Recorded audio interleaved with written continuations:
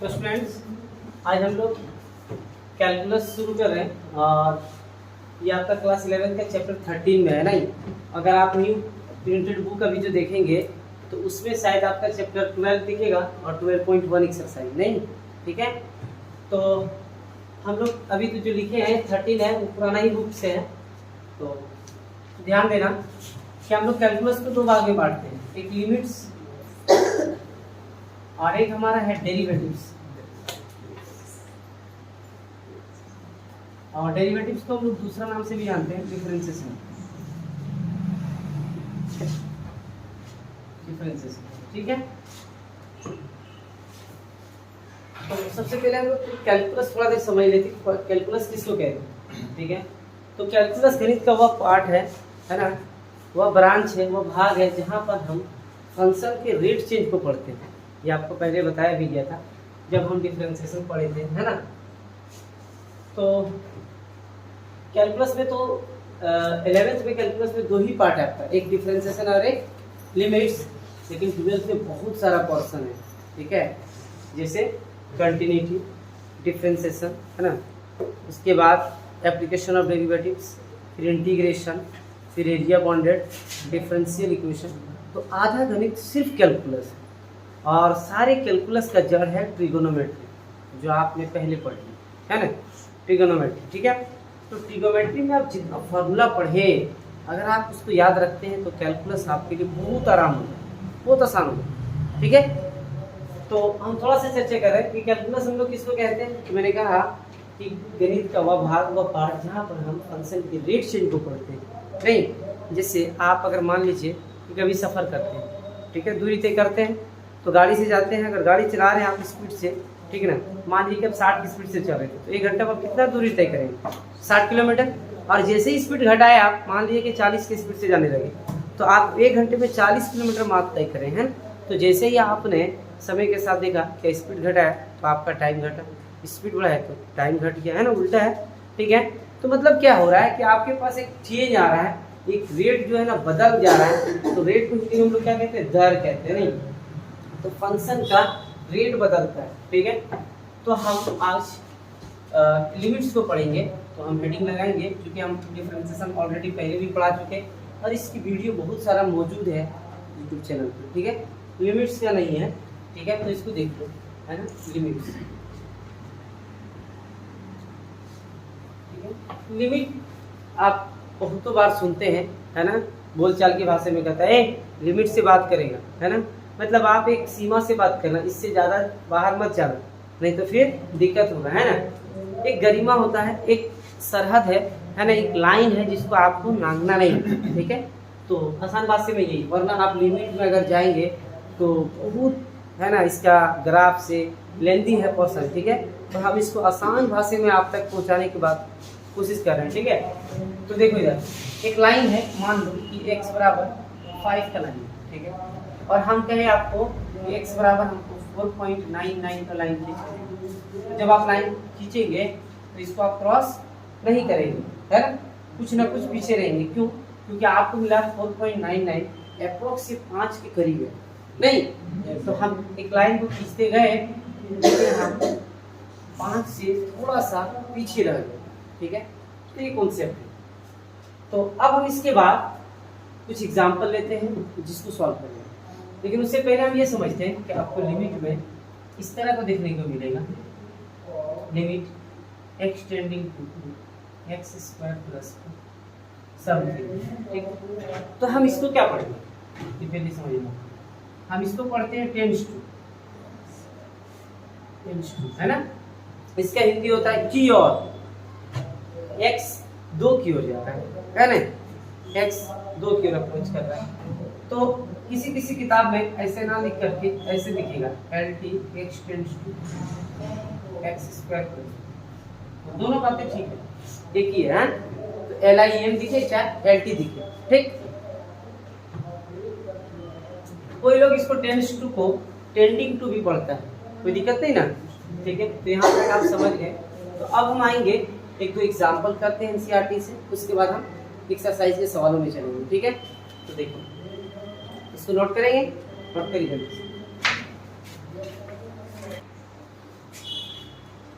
सुनिए, देखिए example number 1 कहता फाइंड द लिमिट्स, ठीक है, लिमिट निकालिए। इसका फर्स्ट पार्ट एग्जांपल नंबर 1 में 3 पार्ट है, 3 सवाल है। तो हम पहला पार्ट को करते हैं, limit extending to 1 x³ - x² + 1 है, ठीक है। अब सुनो, यहाँ पर हम x की जगह पे 1 बिठा देंगे। कुछ ऐसे सवाल आएंगे जहाँ पर आप डायरेक्ट नहीं बिठा सकते हैं। जैसे देखिए limit extending to 1 x³ - 1 divide by x, right. यहाँ पे x की जगह पे 1 नहीं बिठा सकते, क्यों? देखिए अगर हम यहाँ बिठा लेते 1, है ना, देखो बिठा के दिखा 1 का क्यूब -1 1 - 2, तो ऊपर आ रहा है 1 - 1, नीचे भी आ रहा है 1 - 1 0/0। तो ये इनडिटरमिनेट फॉर्म है ना, जिसको कुछ लोग कह देते हैं अनडिफाइंड फॉर्म, ठीक है।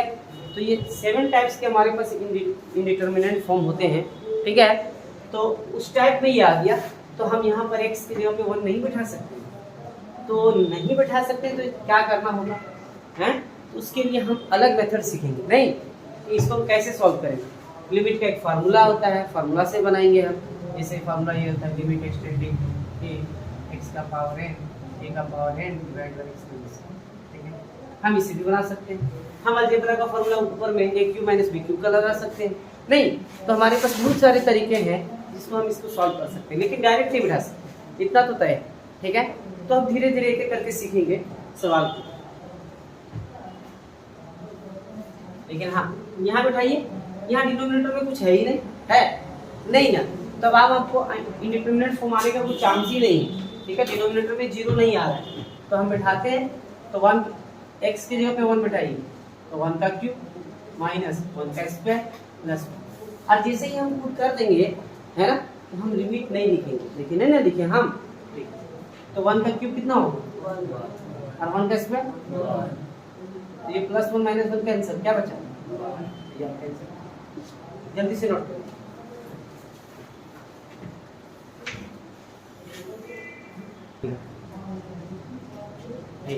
तो नेक्स्ट एग्जांपल इसका दूसरा पार्ट देखते हैं, ठीक है। Limit extending to 3 x * x + 1 नहीं बनेगा? बन जाएगा ना। देखो x की जगह पे 3 बिठा देंगे, तो 3 × 3 + 1, ठीक है। 3 × 3 + 1 4 हो जाएगी, और गुना के लिए कितना आएगा? दिक्कत हुआ? नोट करिए।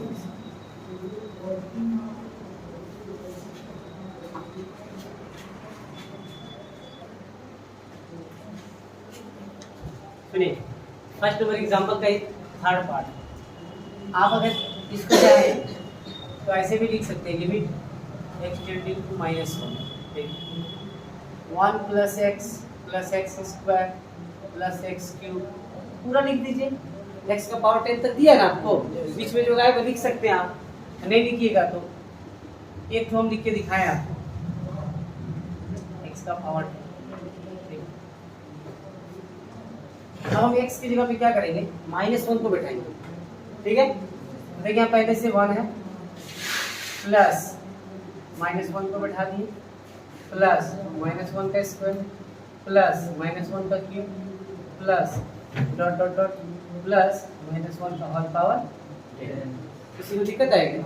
सुनिए, ये 1 है, प्लस गुने माइनस -1 का स्क्वायर प्लस ये आएगा, ये -1 का क्यूब माइनस तो माइनस और प्लस मिल के माइनस, तो दिक्कत हो गया। फिर प्लस डॉट डॉट डॉट ये आएगा आपका +1, राइट। दिक्कत हो गया, ये कैंसिल हो गया इससे, ये कैंसिल हो गया इससे, कितना बचा? ये अगर आप पूरा लिख भी देते तो भी आंसर यही है। बात समझ में आई कि नहीं? दिक्कत नहीं ना आपको? क्लियर है ना? नोट करिए।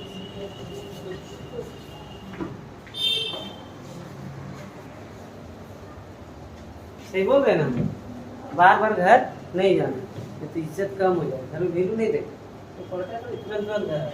जैसे एक बच्चा था, उसकी माँ बोली बेटा स्कूल नहीं जा रहा, बोला मम्मी बार बार कहीं जाने से इज्जत कम हो जाती, समझा। लेकिन वो जगह पर जाना है, वहाँ जाने से इज्जत बढ़ता है, यहाँ डेली आने से इज्जत बढ़ता है। लेकिन किसी के मेहमान जाइएगा बार बार तो इज्जत काम हो जाएगी, आप समझे कि नहीं।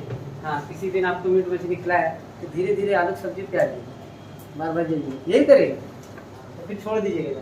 सुनिए इस सवाल को सॉल्व करिए। यहाँ देख, यहाँ पे है फंक्शन नोमिनेटर में भी है डिनोमिनेटर में भी टर्म है, ठीक है। तो इस फंक्शन में अगर हम x के जगह पे पुट करेंगे तो क्या 0/0 आएगा क्या? नहीं है। क्यों? नीचे नेगेटिव भी नहीं है, हमारा लिमिट जो है वो भी नेगेटिव में नहीं, तो फिर वो काटने का कोई चांस है नहीं, तो बिठा दें। तो देखिएगा जहाँ पर x है ना, चाहे एक बार आप सोल्यूशन देके सवाल को लिखिए, x tending to 1 x² + 1 divide by x + 100, ठीक है। अब x की जगह पे आप पुट करो कितना, तो 1 का स्क्वायर + 1 डिवाइड बाय 1 + 100, ठीक। तो ये 1 + 1 और यहाँ आ जाएगा 101, तो आगे 2 डिवाइड बाय 101 इन आएगा। तो ये आपका नोट कीजिए, ठीक।